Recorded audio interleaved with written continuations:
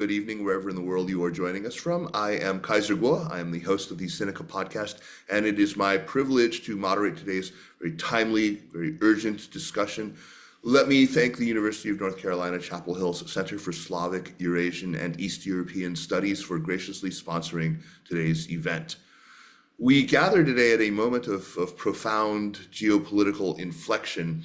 The return, of course, of Donald J. Trump to the White House has ushered in a dramatic realignment of American foreign policy. His America First doctrine, once seen as a rhetorical flourish, is now being translated into policy with quite far-reaching consequences. Nowhere is the shift more visible and more consequential than in the response to Russia's ongoing war in Ukraine, where past administrations treated Ukraine as a real linchpin in the transatlantic alliance and a front line for democratic defense. The current administration appears, well, let's say more ambivalent, charitably, willing, some would say, to entertain outcomes that would have once been politically unthinkable. In Kyiv, in European capitals, and in Beijing, policymakers are urgently recalibrating in response. But this is not just about Ukraine. Trump's approach to foreign aid, to global partnerships, to multilateralism itself, all signal a broader retreat from the architecture of international cooperation that had defined the post-war order. And that vacuum, as ever, involves new actors. Chief among them is China, which of course watches quite closely, both for opportunities and a bit amid disruption, and of course watches with some trepidation. The People's Republic has long cultivated strategic partnerships with countries across the global south, offering infrastructure, capital, political cover, often in ways that challenge the West's normative frameworks. Now, with Washington stepping back, the question before us is, will China step in? We are going to be exploring three central questions in today's conversation. First, how does Trump 2.0's approach to the Ukraine conflict diverge from past US strategies, and how are Kyiv, Europe, and Beijing recalibrating to this new reality? Second, how are America's allies in Europe responding to the broader implications for transatlantic relations? And what might a true push for European strategic autonomy mean for Ukraine's future security? And third, as US foreign aid is restructured, what new strategic opportunities might this open for China, especially in the developing world? So to help us navigate this very complex terrain, we're joined by five outstanding panelists, each bringing a distinct perspective grounded in quite deep expertise and personal experience. Before we dive into questions, let me briefly introduce them. First up, Dr. Ning Lung. She is assistant professor at the McCourt School of Public Policy at Georgetown University. Dr. Lung specializes in the political economy of China, authoritarian institutions, and China's role in global affairs. She holds a PhD from the University of Wisconsin-Madison. Go Badgers. They are been unflagging supporters of the Sinica podcast. And my daughter goes there, by the way. And she was a postdoctoral fellow at Harvard University's Ash Center for Democratic Governance and Innovation. So welcome, Ning. Next up, Finbar Birmingham, who is senior Europe correspondent for the South China Morning Post. He's based in Brussels. Finbar, who, if Sinica listeners will remember, I hope, from his very, very recent appearance on the show, covers Europe's evolving relationship with China, including trade dynamics, political tensions, and policy shifts. He previously reported from Hong Kong on China's economy and international trade. I'm very pleased to welcome also David Firestein, who is president and CEO of the George H.W. Bush Foundation for U.S.-China Relations. David Firestein is a former U.S. diplomat with 17 years in the Foreign Service covering U.S.-China relations. He's held senior positions at the East-West Institute, at the University of Texas at Austin's China Public Policy Center. He hails from Austin, Texas, and joins us from there. David, it's an honor to have you here. Thank you. Thank you so much. And last, no, not quite last, Rebecca Kohler, who is Chief of Party for SafeMed Project Ukraine. Ms. Kohler leads the USAID-funded Safe, Affordable, and Effective Medicines project in Ukraine. She's got over 30 years of experience in global health, has previously served as Senior Vice President at IntraHealth International. Welcome, very, very warm welcome to you, Rebecca. And at last, certainly not least, is my old friend Vita Cholod. She is the board member of the Ukrainian Association of Sinologists and previously its chairwoman. Vida, who has been tireless in helping to organize so many of these sessions now, including this one. I had the honor of moderating just about all of them, and she has been my own personal window into the war. I've had the pleasure of knowing her since November of 23 when she came to the States before she took up residency in Chapel Hill, where I live. She is a Ukrainian sinologist and researcher focusing on China-Ukraine relations. She served, as I said recently, as the chairwoman of the board of the Ukrainian Association of Sinologists. She is a junior research fellow at the A.U. Kreminsky Institute of Oriental Studies, National Academy of Sciences of Ukraine, and currently teaches at UNC Chapel Hill. So let's dive right in. And I want to start off by talking just sort of about the state of things right now on the ground in Kiev. Vida, of course, is from there, and Rebecca is there right now. So let me start with Vida quickly and ask, so you've been really focused on the way China has figured into both Russian and Ukraine. Maybe before we get into that question, tell us a little bit about what you know of the situation on the ground, and then I'm going to ask the same of Rebecca before we jump into the substantive questions. So maybe Vida. Yes. Thank you, Kaiser, for letting me to open the discussion and talking about situation on the ground. I just remind everybody that from Russian thinking, the very existence of Ukraine as a sovereign state is seen as a historical mistake. So for Ukraine, fighting this war, it's not a choice, it's a necessity. So, and of course, China doesn't share this point of view and repeatedly say that it respects Ukraine's sovereignty and territorial integrity, and it helps keep diplomatic channels open with China, no matter how angry ordinary Ukrainians are with Beijing. So situation is the ground after Trump stepped in to the White House, returned to the White House. It's added some next layer of complexity. And President Trump now has taken the lead trying to negotiate peace with Russia, with also another level of risk. And after few months of this shuttle diplomacy, let's be fair, it doesn't work. And still ball remains in his court, and Ukraine really faces the painful possibility that he might walk away. So what is really happening on the ground? The situation in Ukraine has only worsened since Trump returned to the White House. And unfortunately, we need to deal with that because he and his team repeatedly say that President Trump is the only person who can end this war. And what is his conflict resolution? He used the easiest way. He is putting pressure on victim, Ukraine, not on aggressor, Russia, at least so far. And from my perspective, it's very similar with Chinese approach. China proposal or so-called peace plan over the last 3 years, with a key difference. China really wanted to involve all stakeholders, including, of course, Ukraine and Europe, but President Trump is trying to deal by himself, sometimes directly with President Putin. So the situation, as I said, in the ground even became worse. So we'll see what's happened next. Rebecca, let me turn to you now. I mean, because of course, over the weekend on Sunday, we all had the news that President Trump is always talking about how Zelensky doesn't have any cards, but he showed that he's got a pretty powerful hand in Operation Spider's Web, where drones were smuggled in, $600 drones were smuggled into Russia in containers. The lids popped open, the drones flew out, and they destroyed over $1 billion worth of Russian bombers in Irkutsk in Siberia. It was really remarkable. Tell me what the mood is on the ground after that, and how things are, because we've been seeing unprecedented levels of missile strikes and drone attacks in the Ukrainian capital where you are. Yeah, I'm happy to add, although I can say that what I have to offer is sort of pales from Vida's point of view. I mean, she certainly has her ears on the ground in terms of really what's happening from the political side of things. What I can say as a development professional who's been working in Ukraine.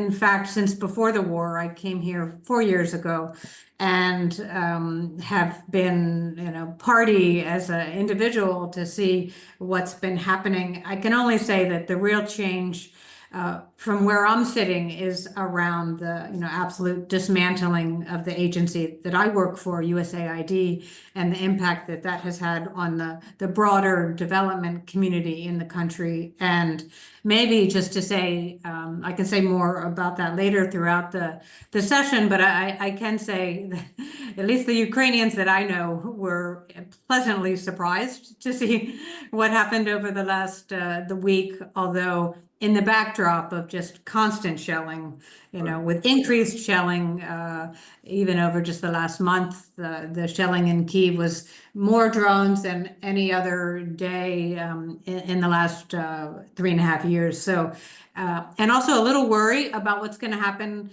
in response. My colleagues, even here in my office, we're worried that, after such an attack, a successful attack in Russia, what will that mean for the security of Kyiv, and what will be the blowback? Right. Absolutely. So I'm going to turn now and get into the questions that I had actually prepared for this discussion, and I'll start with Vita before moving to Ninglam. Vita, you have been really focused, as I said, on the way that China has figured into both Russia and Ukraine in this conflict, and you've just spoken about how, despite its siding with it has never abandoned the idea of Ukrainian sovereignty. In fact, it starts every statement with this idea of respect for territorial integrity and sovereignty. And my understanding from talking to many Chinese people about that is that it's intended to simply signal it's meant as a statement of that there's more to it, that they don't simply take the Russian side in things. But from the Ukrainian perspective, how does the shift in U.S. foreign policy under Trump 2.0 affect Kyiv's diplomatic and economic strategies, especially concerning relations with China? I mean, are they a little warmer now as a result of Trump's apparent abandonment? Kyiv is understandably angry with Beijing, but it has been relatively restrained in the ways that it has expressed that anger so far. So it's kept channels open. Is this are they going to burn bridges? They don't want to obviously burn bridges, so they're thinking about reconstruction and maybe the possible role that China will play in it. Are they trying to minimize Chinese assistance to Moscow? Are they trying to hold China to its stated neutrality? What is their policy vis-a-vis China? Actually, I cannot see any visible changes so far, but as you said, I can describe some bridges which is really play important role for keeping Sino-Ukrainian relations. And Ukraine and China has a 33-year history of diplomatic ties, of course, marked with ups and downs. And we have 3 official high-level visits to Kyiv during this time, 5 from Chinese officials to Ukraine, and 5 high-level visits by Ukrainian presidents to China. Xi Jinping has never been in Ukraine, and President Zelensky is unlikely will be invited to Beijing anytime soon. But still, China is Ukraine's largest trading partner, including 1.1 billion worth of drones and components for Ukrainian armed forces. It was imported from China to Ukraine in 2024. So from my perspective, this is one of the reasons why President Zelensky still continues to use this careful, I would say, diplomatic language when speaking about China or about Xi Jinping. So another reason is that China's position itself as a leader of the global South. And Ukraine now is actively working to strengthen its relations across that region, opening embassies in Africa. So that's why it's very important to build these bridges with those countries, and probably we need really strong partner on that. And we still remember that 2/3 of the world didn't condemn Russia as an aggressor in the United Nations. That's why that region is very important. And the third reason, from my perspective, of course, there is no hope anymore that Xi Jinping will pressure Putin to pull back his troops from Ukraine. However, both Ukraine and West is closely watching to ensure that China doesn't supply lethal weapons and troops to Russia, that China doesn't supply Russia with troops and lethal weapons. And that is Ukraine's red line. And I'm pretty sure that China knows it. So there are a lot of course, reasons why President Zelensky not criticize Russia so heavily, but at least three. It's very important to note. Excellent, excellent. Dr. Leung, I know that you're not in a position to speak specifically of Chinese foreign policy about Russia's war on Ukraine. So perhaps we could get you instead to give us a sense of China's broader foreign policy objectives and how and what to extent they've been reshaped by President Trump's electoral victory last November and by his presidency to date, which feels like forever so far. But maybe you could situate China's response to the full-scale invasion of Ukraine, from February 24th, 2022, during the Biden administration, of course, as President Trump is very keen to remind us all the time. His approach to the war has been, to say the least, very, very different from Biden's. Say what you will about China's approach, but at least it has not involved angry rants by Xi Jinping directed against President Zelensky. So how has China's overall strategic calculus evolved in response to the Trump administration? And to the extent possible, please talk about China's thinking on the Ukraine conflict and how that's evolved since Trump took office. Absolutely. Thank you so much for having me. So I will try my best. I'm a political economist, and I see China's global endeavors from domestic China. So what China needs from the world. So on the first question, China's general foreign policy objective, I think that Trump's election win has pushed China to look more urgently for economic opportunities around the world. Right now, the CCP really cannot afford more economic trouble at home or a jump in unemployment. So they need to desperately find new export markets to make up for what they're losing in the United States. And that will mean two things. One is China will continue to push developing countries, particularly in Southeast Asia and Latin America, to open up their markets more. And two, China will do everything they could to keep trade ties strong with Europe. China's hope is that at this point, Europe will join China and say, this is indeed a multipolar world and we have to, do business without the United States. But on the European front, I would say China's relationship with Russia and its current stance in the Ukraine is not helping. So this leads to the second part of my answer regarding China's thinking of Ukraine. And I am not an expert as everybody here, but I'll share three things that I see that reflects probably, China's limits in its potential global leader position. So the first thing, exactly as Vita was mentioning, that China has been seeing this war as yet another opportunity to cement its leadership of the developing country coalition.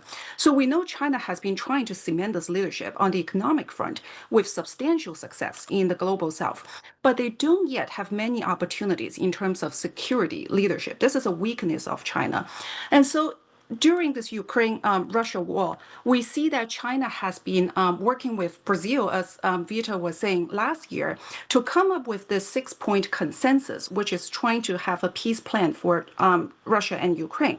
And China has been lobbying other developing countries to support this consensus. However, and China did not intentionally attend the Ukraine Peace Summit in Switzerland, reflecting, China's rejection of a West-led effort in peace.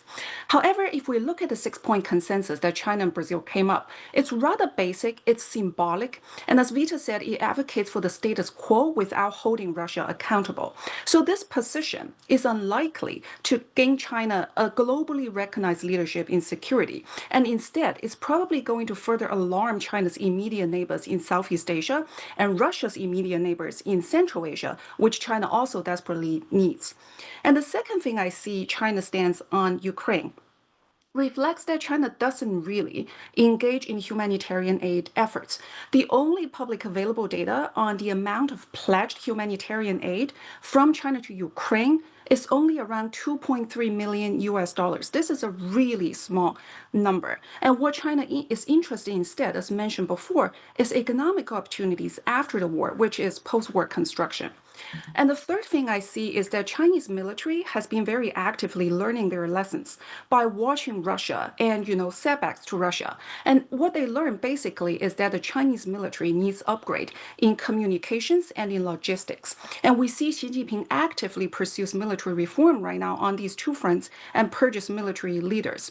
A popular interpretation of these actions is that China probably will become more cautious in stepping into conflicts. But I think more likely the CCP will become even more confident after watching Russia-Ukraine war and then have more intention to step into military conflicts. So, yeah. Fantastic, fantastic. Well, you talked a little bit about China's efforts to woo Europe, and we're very fortunate to have Finbar Birmingham with us, who has been an unflagging observer of that very process. Finbar, I know this is a broad question. There are 27 member states of the EU, of course, but maybe you could group some of them together and describe how various European member states are adapting their foreign policy and defense strategies in light of the US's changing stance on Ukraine. And what role does strategic autonomy play in this context? You don't have to answer this question with respect to China. I'll get into that a little bit more with you, but just I'm looking specifically at sort of the fracture of the transatlantic alliance and over the issue of Ukraine. Yeah, thanks, Kaiser, for having me. And I think you've noticed a bit of an evolution there. I mean, the Europeans are spent much of the post-election period in January and February trying to convince Trump to remain in the game vis-a-vis Ukraine, to not cut off American funding for Ukraine, and that is still a very dominant part of the Europeans' approach when they're talking to Trump. Anything they can do to keep Trump in some way engaged there, they'll do that. I think we can get into the China question as well, but I do think China is an important element of this, because you did see a lot of Europeans basically using China as a carrot towards Trump in order to try and keep him engaged. Look, if you don't continue to support Ukraine after Russia's invasion, what will China learn? What China will be emboldened to move on Taiwan, these sorts of things. You heard very frequently from top European leaders like Kaja Kallas, who's the European Union's top diplomat. She was repeating this ad nauseum. I think that sort of went out the window when Trump started freelancing with Putin and they realized, okay, this isn't working. It's obviously not resonating. And so now you do see a little bit of an evolution where there's more talk about an independent Europe. You hear this from the upper echelons, very, very much from von der Leyen, who is very close to the United States and was in hand in glove with the Biden administration. But you heard her speak last week when she accepted an award in Aachen in Germany about how this is the time to build an independent Europe. And her defense commissioner, Andrius Kubilius, who's the former Lithuanian prime minister, I mean, just in terms of European alliances with America, the Baltics are the most hardcore transatlanticists. And so now you have the former Lithuanian prime minister talking openly about how America is exiting the game and Europe needs to build its independence. So I think the penny has dropped. Kaja Kallas herself is into this. Well, exactly. I mean, she's almost done an entire 180 pivot. I had a coffee with a French diplomat this morning, and a French diplomat was criticizing Kaja Kallas for being too hard on the United States. I mean, that wasn't on anybody's bingo card, this time last year. So it's an evolving thing. The discussions about strategic autonomy are gathering pace. I mean, we had the French President Macron in Singapore for the Shangri-La dialogue over the weekend, and he was basically trying to make a pitch to the ASEAN nations to sort of follow what he described as the third way, the European third way. And look, Macron is an enthusiast for this sort of thing. He always has been. And, a lot of people and a lot of the French folks I know in Brussels are celebrating now because Brussels has become a little bit more French, because they're openly talking about strategic autonomy, about sort of industrial policy, about protectionism and all this. I think it's a long way off. I mean, it's going to be difficult to unpick all of the dependencies. I mean, I had a meeting last night. There was this group of EU chambers, including the guys from Beijing, came to Brussels this week, and they were talking last night about businesses now talking about being in the US for the US. You know, it's very similar to how they talk about being in China for China. So you hear all these little sound bites over time and you realize, wow, the game is changing quite quickly. But I think it's hard to separate the signal from the noise right now. Strategic autonomy is a great idea, and I think it would be good for everybody, but I think it's a long way off. There's just so many dependencies there on the United States for military stuff, for tech. Europe's not really in, in the same league in some of these areas, and it will take a long time to get there. And on China, obviously, there's huge dependencies for other things, but it's a very active discussion. Trump has obviously lit a match, and everybody's now trying to catch up with these sorts of things. But where it's going is anyone's guess. I mean, I'd hate to have to have to put a timeline or make a major prediction, but it's moving. It is moving. Yeah, thanks, Finbar. I want to turn to David now. David, this is a little bit off of topic from Ukraine, but I think it does have a very clear impact on the larger global context that may very well bear on the Ukraine war, however indirectly. Considering your long experience in U.S.-China diplomacy and your involvement with the George H.W. Bush Foundation, how might this restructuring is my euphemism for complete evisceration of U.S. foreign aid under Trump 2.0. How might it influence China's opportunities to expand its global influence, especially in developing countries? Not that the United States was matching China dollar for dollar in much of the developing world before Trump came along, but now, where do things stand? Well, Kaiser, thank you. And I think there's no question that the U.S. retreat from a position of global leadership generally, but also with respect to international development specifically, as Rebecca was mentioning, creates an incredible opportunity for China and for others, but I would say principally for China, because it does create a vacuum of sorts in the world in an area where the United States has been, if not the dominant player, certainly one of the key players in the world. And obviously, the United States, under the leadership of President Trump, simply doesn't want to play that role anymore and clearly doesn't see value from a U.S. national interest standpoint in the idea of the United States assisting developing countries in their development process. And I think China looks at that, and other significant development players in the world look at that and see it as an opportunity to expand their activities, expand their influence, and make gains diplomatically through development diplomacy that would not have been possible had the United States continued to play a robust role in this area. So I don't think there's any question that at a substantive level, it this move on the part of the Trump administration to dismantle the United States Agency for International Development, and I think the Millennium Challenge Corporation as well, creates some serious opportunities and running room for some of our most formidable geopolitical rivals and competitors. But at a symbolic level, it is also very damaging, I think, to the stature of the United States and to the image of the United States, because what it does make very clear is that the United States is in retreat from the very construct of playing a major role in the world and a global leadership role in the world. And it's not just a kind of subtle policy shift. As all of us understand, when a sitting U.S. president, with or without the blessings and authorization of Congress, essentially dismantles an executive agency, an executive branch agency, it's not just, well, maybe in 3.5 years we'll have a different president and we'll go a somewhat different direction.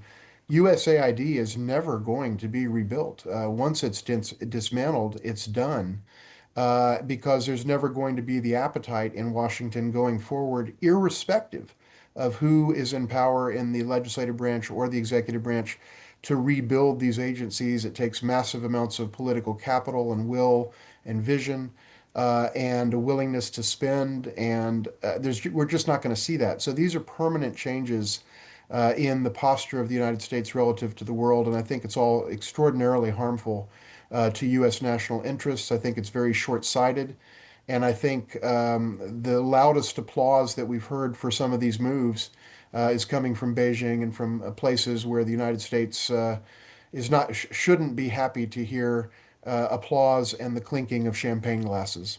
Right, right, right. I mean, Rebecca, if there's anyone here who has, skin in the aid game and may have been directly impacted by the changes to USAID, it would be you, of course. You've talked a little bit about this, but I want to give you the opportunity to unpack this a little bit more, to talk about how the recent changes in U.S. foreign aid policies have impacted, especially health initiatives in Ukraine, which you work on. What measures are being taken by yours and other organizations to mitigate the negative effects of this sudden sort of pulling out of the rug? Yeah, certainly happy to. Maybe I'll give a little bit of background about what's happening in USAID, former USAID in Ukraine, particularly since the war. Ukraine has actually been the beneficiary of the largest amount of USAID assistance probably ever delivered. Over the last 3 years, about $33 billion of U.S. foreign assistance through USAID has been administered. And that was, if you look at the figures compared to other countries, it's about 25% of the USAID budget. So it's a phenomenal amount of funding. Yep. A lot of that is both humanitarian and development assistance.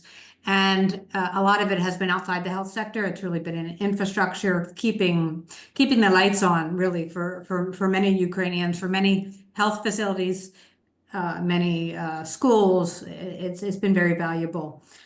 Certainly July 20th, the very first executive order was for the eventual dismantling in weeks of USAID. In Ukraine, that's meant, well, globally, it's meant about 80 to 85% of all projects shuttered.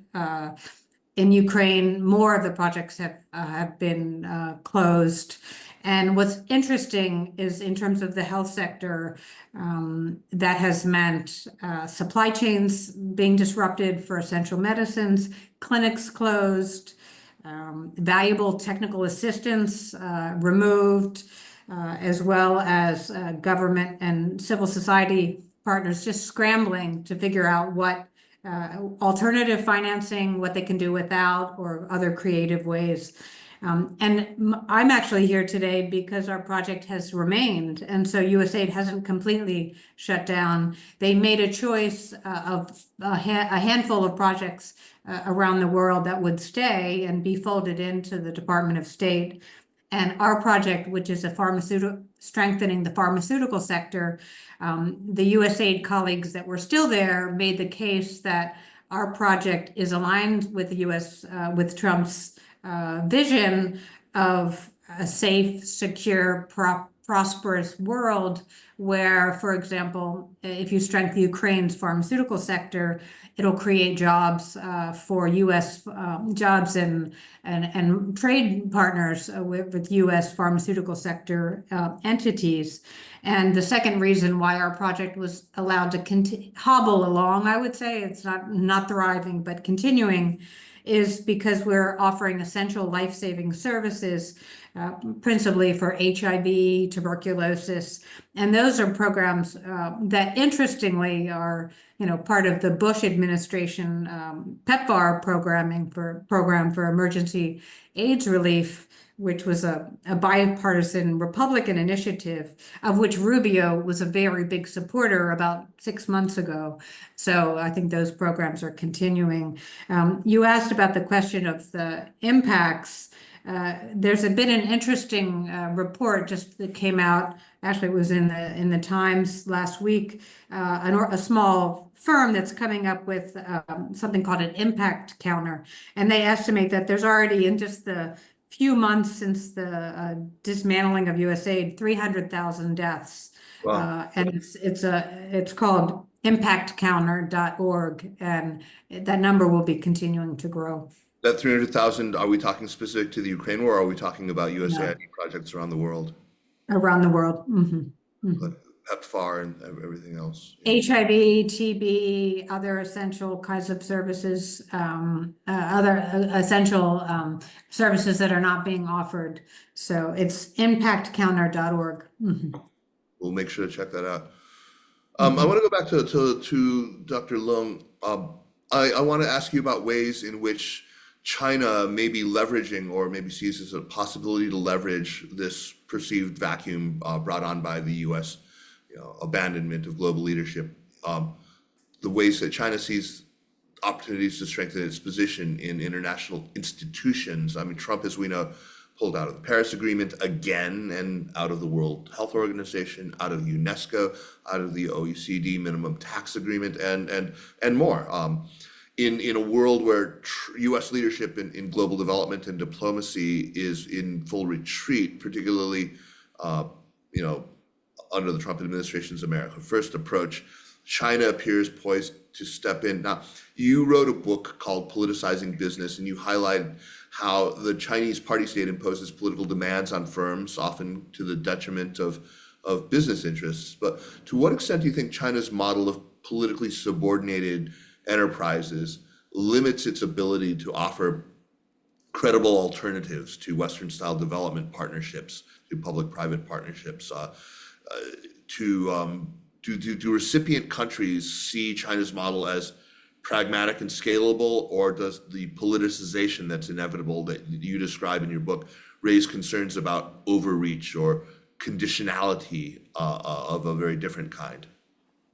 Absolutely, and thank you for mentioning my book. So I'll start my answer by thinking about the vacuums the U.S. is leaving or might be leaving, and then how China will see them. So exactly as you mentioned, Kaiser, the first vacuum that is opening up is the international organizations. On this front, China will be very active. China has success, experience both at WTO and the UN, and now RCEP, the largest trade network in the world. So China will absolutely step in international organizations with a certain degree of success. Right. The second vacuum, I think, this one is not yet open, but we need to watch what the Trump administration would do, is the vacuum in security. So on this one, we're talking about, protecting shipping lanes. We're talking about, stepping into regional conflicts and maintain peace. China is a newcomer on this front. China doesn't really have much experience beyond, UN peacekeeping or, help monitor the Red Sea, against the pirates and so on. So we also need to see whether China both has the know-how and the interest in doing that. And the third vacuum, and I think it's most relevant to today's discussion, is the vacuum left by the close of U.S. aid. So this one is development aid. Will China be interested in stepping into this vacuum and start to provide aid to other countries? My personal view might be a little bit different from David's, is that I don't think China is interested. So I'll start with an example to explain why I think so. A small example, humanitarian aid to, war zones. As I mentioned before, what China gave or pledged to give Ukraine was very small, $2.3 million, right? But let's benchmark that with what China has pledged to Gaza. China has pledged $69 million to Gaza. Now, this drastic difference is actually showing China's mindset of what aid is. It is not really primarily for humanitarian or development concerns. China views aid as a tool to serve geopolitical interest. China is Russia's partner, right? So of course it's not going to give much aid to Ukraine, but China is the partner of the Arab League. So China is much more willing to give a lot of money to Gaza. So by the way, a fun fact, if you ask DeepSeek how much money the Chinese government pledged to Ukraine, DeepSeek will not answer it. DeepSeek gives you a very official non-answer. But if you ask DeepSeek how much aid is China giving to Gaza, oh my God, a list of sources, a list of numbers absolutely claiming China's effort in maintaining peace. So I thought that was really interesting. And the second reason that China might not be willing to step into development aid world is because too much domestic political backlash, considering how bad China's economy is today. And we really cannot underestimate it. This is one of the unprecedented economic crises in China's modern history. If China gives aid at the same scale as US used to, that is going to make Chinese public really angry. Chinese local governments really angry. So China simply would not do that. So this explains why China is so aloof in development aid.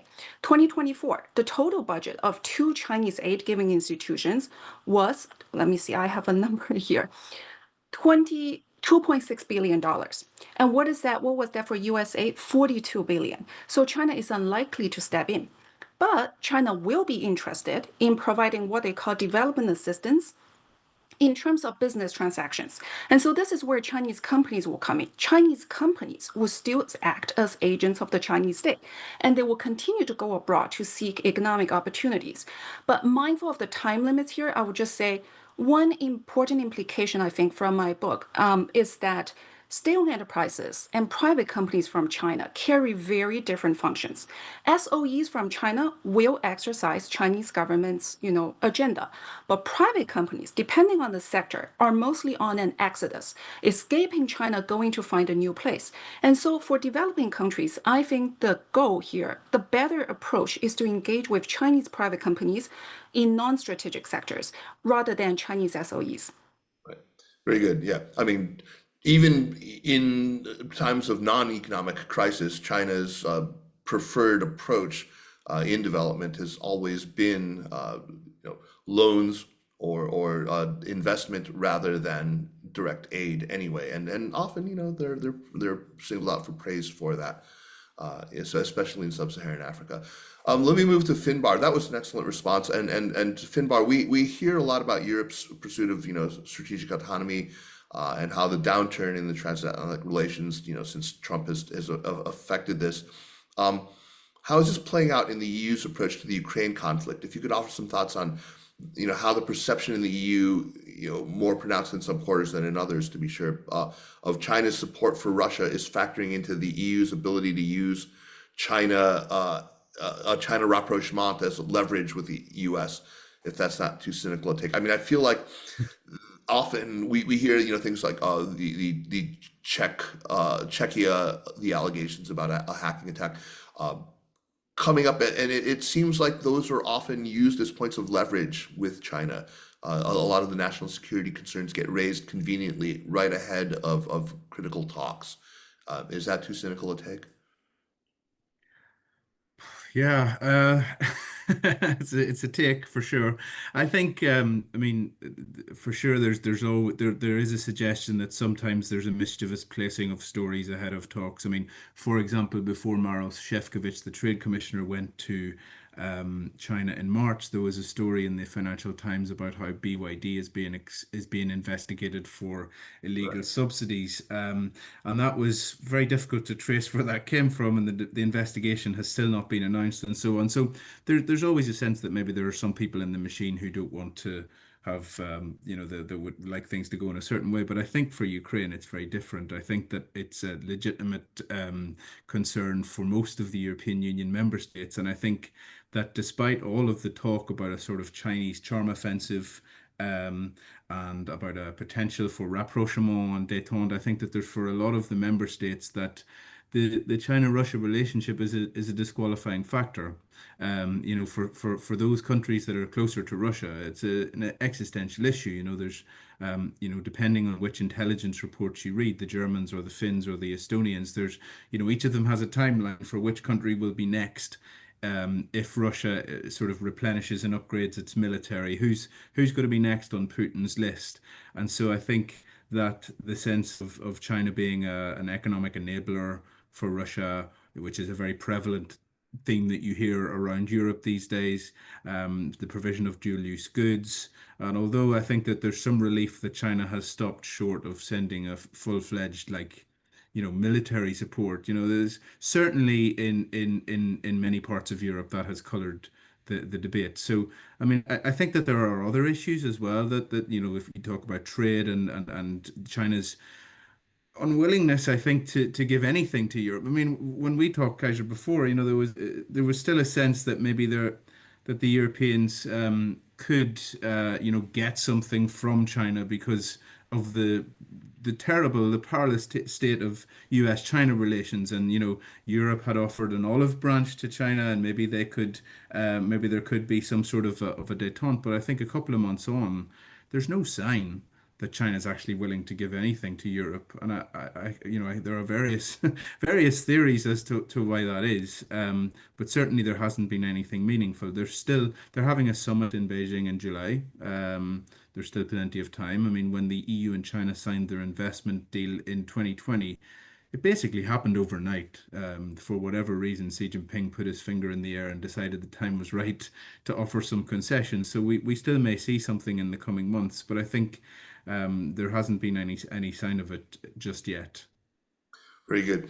I'm conscious that I haven't given David a chance to really weigh in on Russia and Ukraine, and since he's sort of the representative here, I want to ask you to do that, and then I've got another question for Vita before I want to come back to you, David, on the question of aid.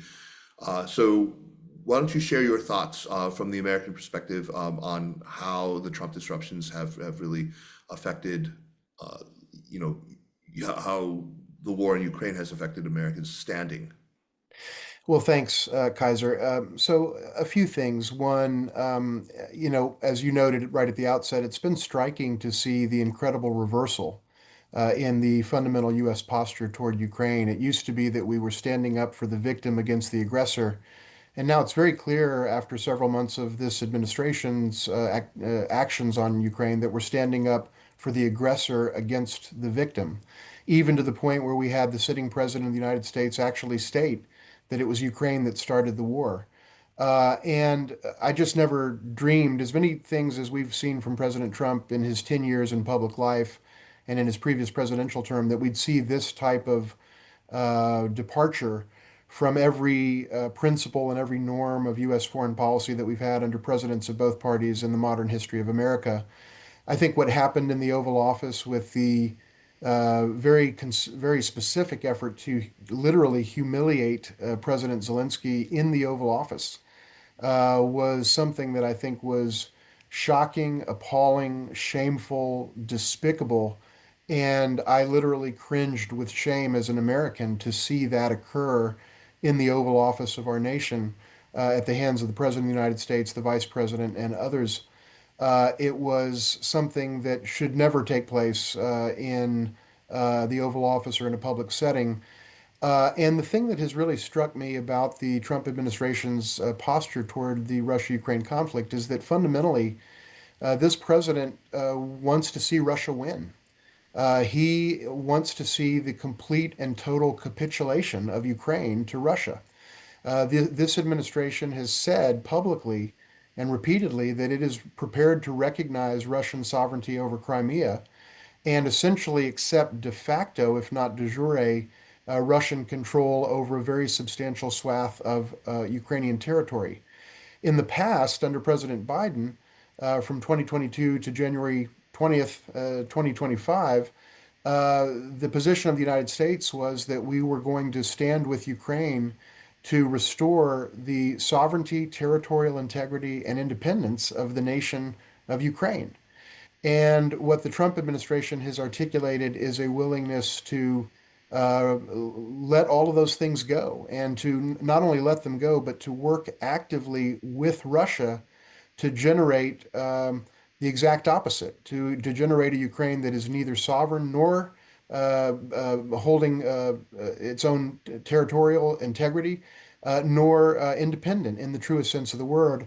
And I think those are shameful, unconscionable, and absolutely appalling positions for the United States to take with respect to Ukraine. It's an abandonment of everything our country has ever stood for. And all of us should call out this unconscionable set of ideas for what they are. So that's where I am on Russia Ukraine. And And by I'm the very way, glad I gave you the opportunity to get that out because it needed to be said. And as moderator, it would probably be inappropriate for me to express those sentiments, but let me just say that I share them entirely. well, and let me also say that I thought it was extraordinarily uh, just it was again appalling. I'm searching for words that the United States would essentially coerce Ukraine to accept a so-called minerals deal under massive levels of duress, with the implicit and explicit threat behind that being that if you don't do what we want you to do, we're going to leave you high and dry and we're going to sell you down the river. We're going to stop military aid. We're going to stop intelligence sharing. All of those were in the background. And I just don't think it's any way for the United States to treat a key partner and friend. And it sends a signal to China and to the rest of the world, to Russia, to all the other players in the world, that the United States has become an incredibly unreliable partner when it comes to standing for the things that we used to stand for. So I think we're doing massive damage to our national stature, to our national image, to our credibility, and to our ability to articulate a vision for the world that is qualitatively different from the other major geopolitical players in the world today. Thank you, David. You mentioned, of course, that the United States seems very willing to recognize Russian sovereignty over the Crimea, and it's probably worth noting that since 2014, China has not done that and has not signaled that it would recognize it, and for the reasons that I think Vita pointed out at the very beginning, parallels to Taiwan and whatnot. Vita, you've written and spoken about how the Ukrainian intellectual and policy establishment has lacked deep China expertise, something that's, I think, become very painfully clear after February 22. As China becomes more important, it certainly will be important in the reconstruction one way or another, even though it is ambivalent in Ukraine's strategic environment. Are you seeing any meaningful changes in how Ukrainian institutions, government, think tanks, academia are trying to build capacity in understanding China? I feel like your organization's mission is more important than ever. Have there been efforts to foster, for example, academic exchange with Chinese counterparts? Has that channel opened up, or has it closed mostly for now? If I may, before answering your question, I'd like to add a little bit briefly what Finbar just said about a strategic autonomy from Ukrainian perspective. So in terms of security, it's very important to say that for Ukraine, it's like really double-edged sword, because we are really, it's encouraging to see how Europe stepping in and taking a greater responsibility.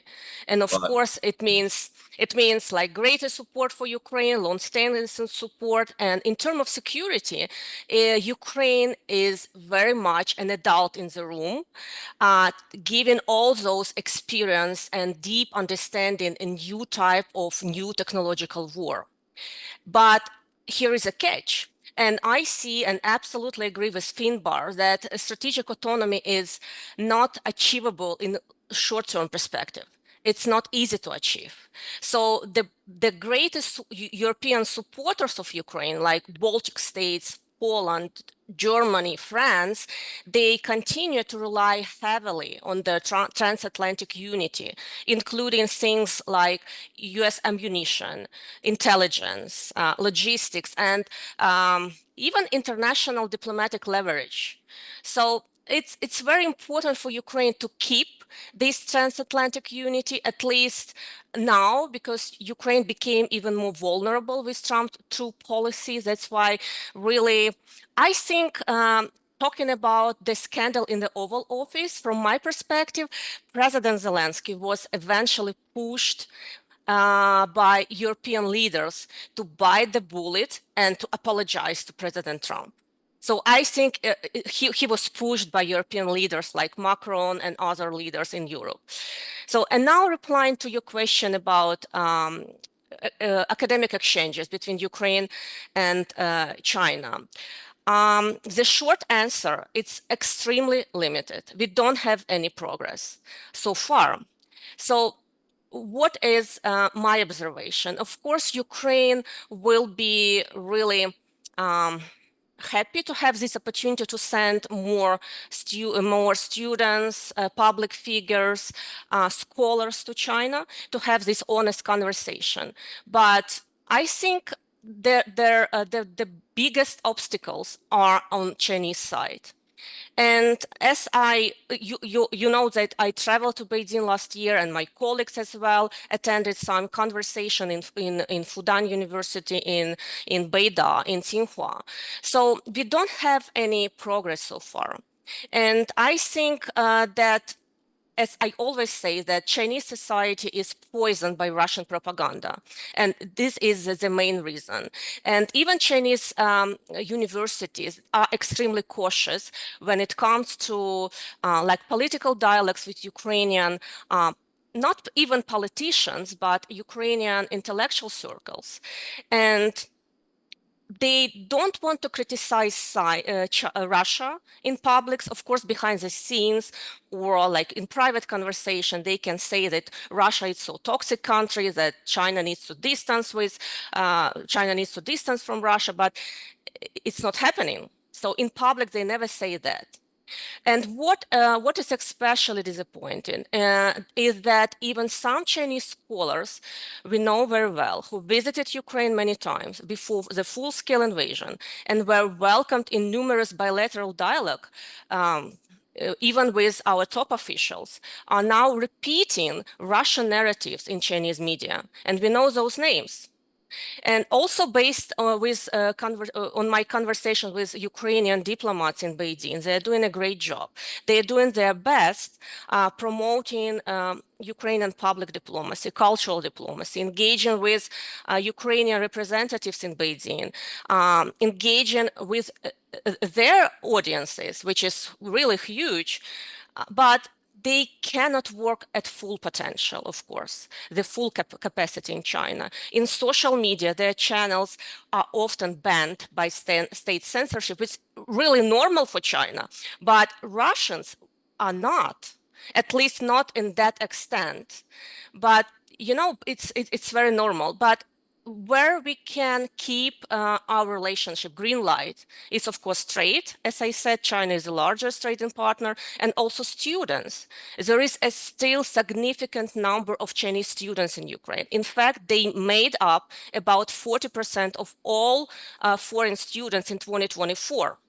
79% of all international PhD students in Ukraine are Chinese. So still there is a room for cooperation. So Ukraine has welcomed Chinese students and people-to-people diplomacy, which is important, I think. And recent American policy shifts may actually increase the pipeline of Chinese students to Ukraine and to other countries where they will be a little more welcomed. I want to turn to Rebecca. Rebecca, you are managing what was a USAID-backed program in Ukraine at a time when, you know, the funding feels, as we've said, very, very precarious. To what extent are you able to try to future-proof projects like SafeMed, or at least to build in resilience when there's just so much policy volatility in Washington? Are there contingency strategies that health implementers are now, you know, routinely factoring in or building into their planning for their operations? Yeah, no, this is a good question, and maybe I'll first answer at the level of Ukraine and then more globally.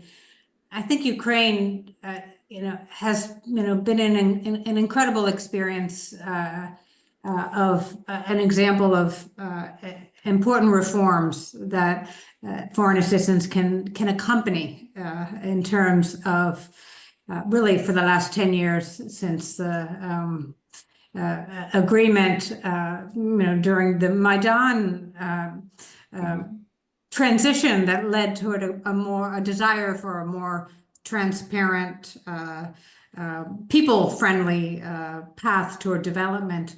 And my company has been in the country for about 15 years, supporting the health reforms. And I think a take-home message is those reforms are going to happen whether or not organizations like ours are here, that you have incredibly resilient young leaders who will not be stopped by reductions in aid or otherwise. Of course, reforms will be slower. There's also some fears of backlash, backpedaling on some of the reforms in the health sector. But I'm pretty optimistic that health programming, health services, patients will be getting care regardless of U.S. foreign assistance, and the government is committed to that, and the people of Ukraine are committed to that. In terms of globally, organizations like mine, I still work. We're still actively funded by U.S. government, and USAID doesn't actually fully dismantle until a big transition date of the 15th of August. Hmm. And there are some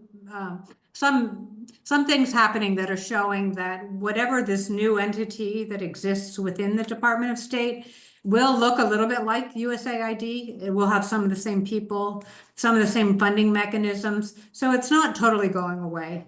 But certainly organizations like mine, the contingency strategies are continuing diversification efforts, which have been ongoing, but certainly need to continue. Nothing is going to replace the large amount of funding from USAID, but there are other players. And then the other is to really work very hard on advocacy, and organizations that, like mine, that are implementers. We do have people on the Hill regularly being able to talk about what programs, the importance of foreign assistance, and why it still should remain a bipartisan initiative, and have the ability to not just come from the theoretical, but be able to show in real life what's happening on the ground. So I think that kind of advocacy is unique, and what organizations like mine are able to do. And then beyond that, I just would say that foreign assistance writ large has needed to evolve. No one, even within the industry, has said that it's a perfect model. We certainly weren't expecting what has happened, but perhaps there are some silver linings on ways organizations are no longer just built to be a USAID engine, but are able to be more agile and more oriented toward sort of a modern view of foreign assistance. So I think looking at being positive about how to make some of those changes faster than we expected, but equally important. Well, I wish you the very best of luck, and I hope that, as you say, that the reformed aid entity within state ends up prioritizing at least the work that you're doing there. It's so very important. I want to turn to Dr. Leung.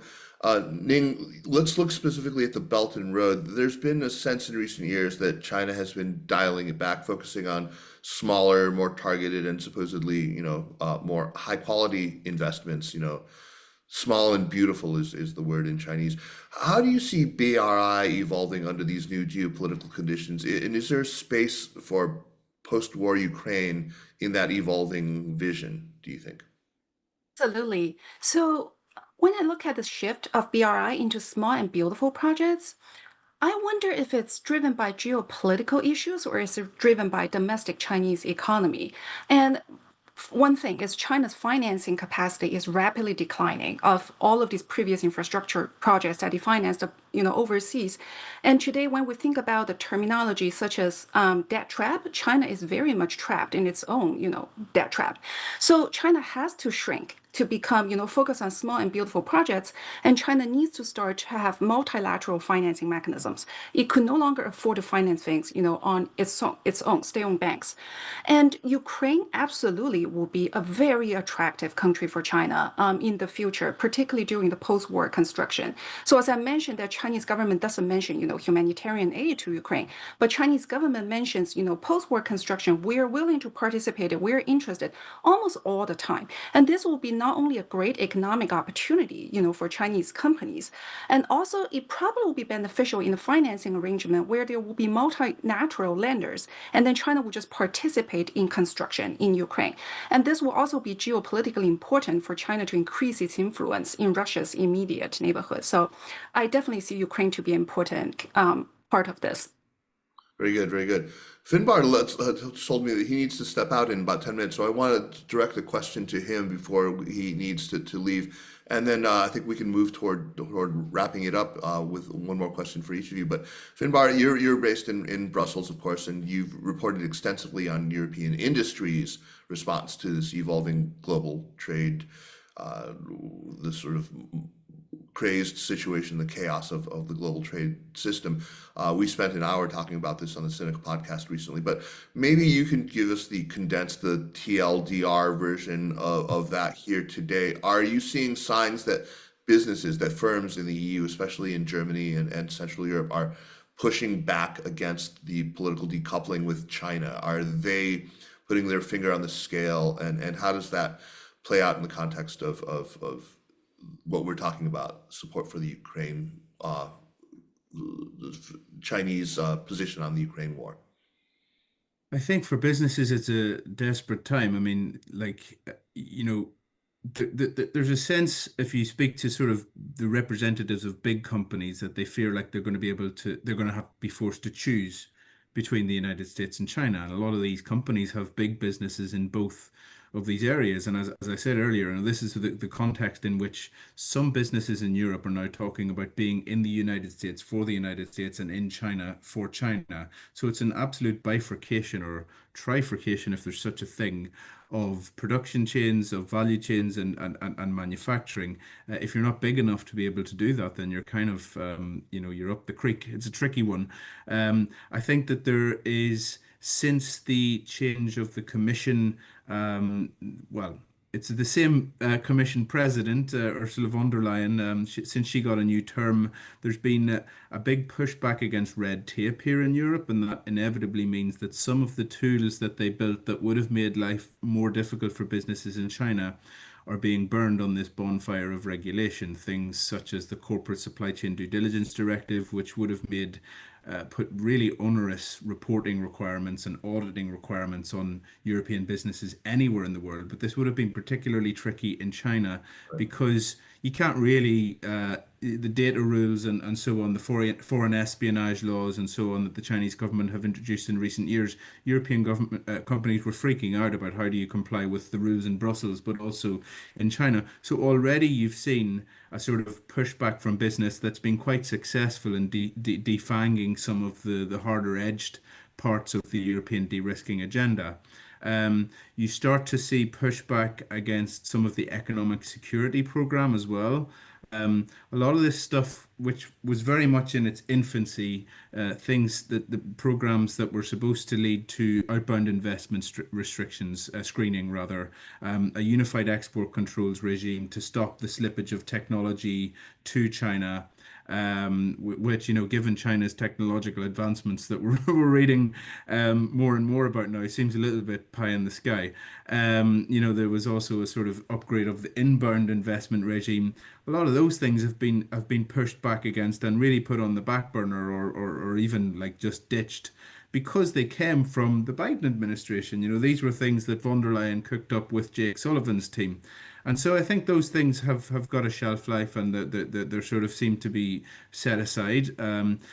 So yeah, I mean, businesses are in a tight spot. The pushback against over-regulation means that you are going to see a little bit of a change. You do see, though, the Europeans still doubling down on some of the big grievances they have with China. Like yesterday, we saw the first use of the EU's international procurement instrument, which means that Chinese companies are going to be banned from entering tenders in Europe's medical device market for 5 years because that's not reciprocated in China. So there will be a sort of little bit of push and pull where businesses are pushing back against over-regulation, but the tools that they have, they're going to continue to use. We talked before, Kaiser, about the concerns they have about the sort of consumption in the Chinese economy and how that's impacting European businesses and the sort of export of what the Europeans describe overcapacity. I listened to your podcast with Mr. Haug. Is that how you say his name? Holga, yeah. Hauge. I mean, that was very much an interesting retort to the overcapacity debate, but it still rages here in Europe, even if they are looking for a better name for it. I mean, I don't think it captures quite what they see to be the competitive threat coming from China. The term itself seems problematic, but look, it's to what extent is the EU negotiating team just simply amassing chips ahead of July, these meetings? I think about things like the procurement, the tender ban on medical devices is maybe just another thing to bring to the table. Is that possibly, but these things do follow a very precise timeline. The investigation was done, the result was announced in January, and then there's a certain time by which you have to announce the punishment. I see. So it's a very legalistic thing. Sometimes I think we needn't think of Europe as this sort of calculating geopolitical actor. It's a very legalistic system, and these things follow a certain course. Of course, it is open for negotiation. If China turned around at the summit in July and said, "Let's open the market to Europe," surely they would do something about that. And I suppose it does give them a little bit of leverage. But I think the one thing to say about the summit, it's on July 24th, 2 weeks after the supposed date for the so-called reciprocal tariffs from the United States. And I think what happens at that EU-China summit in Beijing in July will be almost entirely predicated on what happens in the EU-US relationship. If it looks like Trump is just going to burn the Europeans again, maybe there is then mileage to do something with China and Beijing.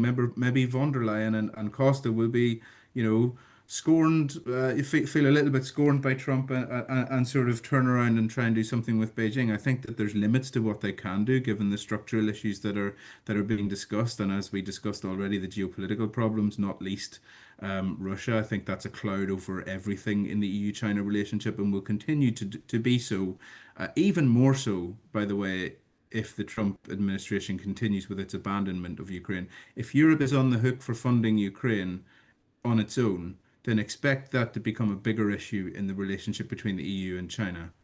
Well, I want to secure a pledge from you right now that right after that summit starts taking place, you're going to jump on the show with me and maybe even do a live one with me to talk about that. And you are excused. I understand you have a meeting right now. And so thank you very much, Finbar, for joining us. Thank you. I've still got some other questions for the rest of the crew, but it's been a real pleasure speaking with you again. Thanks to you, Kaiser, and thanks to everybody. That was a great chat. Take care. Enjoy. David, I want to turn to you now. You've worked under multiple administrations. When it comes to relations with allies, you talked about quite lasting damage having been done right now. That a lot of what we've seen is, and it wasn't just a true break with precedent. It's sort of done in durable damage. I'm wondering, what are the precedents you've seen for this? Have we? I mean, I think a lot of us are conditioned to think that after the first Trump turn, when in 2020, after Biden's election and in January 2021, it seemed like we were back, baby. I mean, there was a lot of this sense that we could undo the damage that had been done. Aren't alliances maybe more resilient than you're giving credit for? Well, yes and no. I think, a lot of people did perceive that with Trump having been defeated in 2020 by Joe Biden and Biden taking office in 2021, that we were sort of past the Trump era in the United States. Obviously, we're back in the Trump era, and that assessment was incorrect for those who made it. But some damage, I think, is damage that can be undone to a certain degree because perhaps it's specific policies, it's specific executive decisions, it's specific executive orders, it's decisions that a president can make with the stroke of a pen. But when it comes to the fundamental image of the United States, when it comes to the stature of our nation, when it comes to um, how we're perceived by friend and foe alike in terms of our fundamental values and principles as a nation among nations, I think it can take quite a bit of time to undo some of the damage that is done and that's being done presently. And particularly when it comes to structural changes that are made in the US government, whether it's with respect to development, diplomacy, whether it's with respect to the federal workforce more generally. And we've already seen something like a 10 or 12% reduction in the federal workforce overall. A lot of that is domestic policy work. Those things become much harder to undo. But I think the deeper issue is that the world is looking at the United States, and many in America are looking at the United States and saying that if Donald Trump could be elected in the first place, and if Donald Trump, after January 6, 2021, in particular, could be reelected a second time, then a figure like Donald Trump can be elected at any time in American history. That this isn't just necessarily a one-man phenomenon, This is the MAGA movement, Make America Great Again, etc. America First, which I refer to as Hurt America First, Hurt America Worst, because that's what we're seeing in many cases. But it is a movement. It is real. It does have the support of a vast swath of the American people. And so when we talk about lasting damage, and when I talk about lasting damage to the stature and reputation and image of the United States, um, I am really referring to the fact that the world now understands that the American electorate is capable of putting into the Oval Office someone like Donald Trump. And because we clearly have that capability, that the uncertainty about America's geopolitical intentions and aspirations and where we stand broadly as a nation among nations and as a at least former global leader, that those are ongoing questions, and that uncertainty, I think, is not going to be easy to reverse because we've already now seen, Kaiser, as you've alluded to, the precedent that we've moved beyond Trump once, only to move back to Trump and all that he represents. That may very well happen again. And I think we're going to be struggling with that reputational damage for a very, very long time to come. And that's true within our allies, just as it is in the world more broadly. Thank you, David. Rebecca, you have worked globally. I imagine you've seen what happens when donor countries start pulling back in other circumstances. You've had a long career. Do you get the sense that other partners, for example, the EU or Japan or even China, have they historically or could they now step in to fill gaps in the global health system that have been left by the US? Or is everyone watching and waiting to see how deep the US retreat really is? Yeah, again, Ukraine is a unique context compared to the rest of the world. In Ukraine, it's been really phenomenal to see the Europeans stepping up in the health sector here. Since the EU accession talks. In fact, the U.S. government, through our program, has been supporting some of these talks. But the number of visits, the number of EU as well as EU members supporting reconstruction of hospitals. So even the French, for example, are taking over specifically some of the development assistance programming and activities that our project has been doing. So yes, for Europe, for Ukraine. That's not necessarily true worldwide. UK and Germany have already pulled back funding even over the last couple of years, and it's for foreign assistance. So I don't think that they're going to necessarily step in, and maybe and the multilateral institutions largely funded by the US government, they're struggling as well. So I don't think they're going to necessarily be able to step in. And private philanthropy, will play a continually important role, certainly in terms of leadership and vision, but monetarily, it just doesn't come close to US. So I think you're going to be a smaller, nimbler foreign assistance model, and hopefully with growing a little bit even during this year, during the next 4 years. But I also agree with what David and others are saying, that it's a fundamental shift, and I think we're going to be evolving to adapt to that new environment. China, on the other hand, I just want to say my last comment is I see the US very much going in the China model. I mean, foreign assistance in the US has always been somewhat politically motivated, but moving more toward foreign investment, more toward a purely ideological approach, it seems like they're going to apply the Chinese model much more than the model that we've come to know and love in the United States in terms of the value of representing our democratic values as seen through foreign assistance. Limiting, I mean, we've raised the possibility that China could step into some of the vacuums left by U.S. disengagement, but given the reputational damage that China has taken over things like the so-called debt trap diplomacy approach, and I should hasten to add that every single study that has looked at this allegation of debt trap diplomacy has concluded that there is no evidence of it. But nevertheless, is Beijing recalibrating its pitch to the developing world? Are there efforts underway to present maybe a kinder, gentler version of Chinese state-led investment?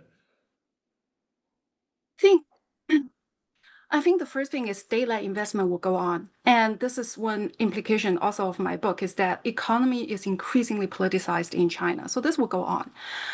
Now, if we think about kinder and softer version, I guess what we're saying is China is not going to play as much hardball on other countries, right? And I think that depends on two factors. The first one is region.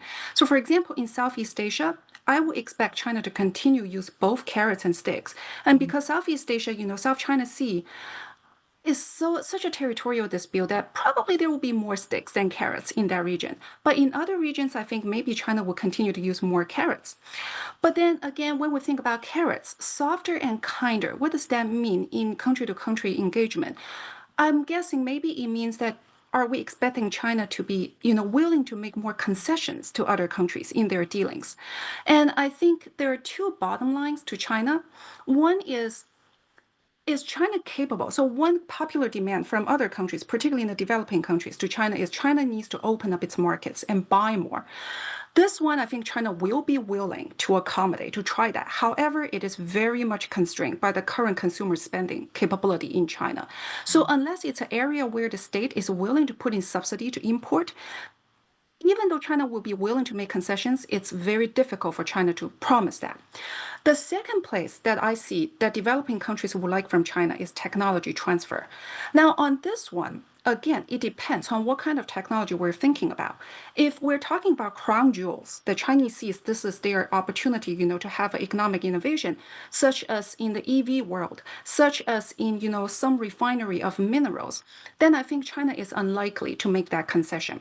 China is not even catching up to developed country yet, not let alone, sharing its technology with developing countries. So beyond these two bottom lines, I think China will try its best to make concessions with countries outside of Southeast Asia, but it is very much bounded by its limits. So I don't know if China can be kinder or softer. Thank you very much. I want to leave our last few minutes to Vita and thank her again for organizing this. Ukraine has traditionally relied on the West for development and reconstruction aid and on China mostly as a trading partner. So do you see this changing? We talked about this a bit in the last session where you weren't a panelist, though I think your perspective would have been especially useful when we talked about the minerals deal. So now I get a chance to ask you, is there a realistic path for China to play a meaningful role in post-war reconstruction, or are there just political red lines that Kiev simply won't cross and preclude the participation of China in the meaningful way where I think they could, China is a skilled, fast, and well-resourced builder. It would be, I think, a terrible pity if it didn't have a role in reconstruction. Actually, thank you, Kaiser, for this question. It's a very popular question when it comes to Sino-Ukrainian relations now. And it's understandable, as you said, China has expertise, capability, and everything, experience. But I'd like to say that reconstruction in Ukraine is going on. It never stopped.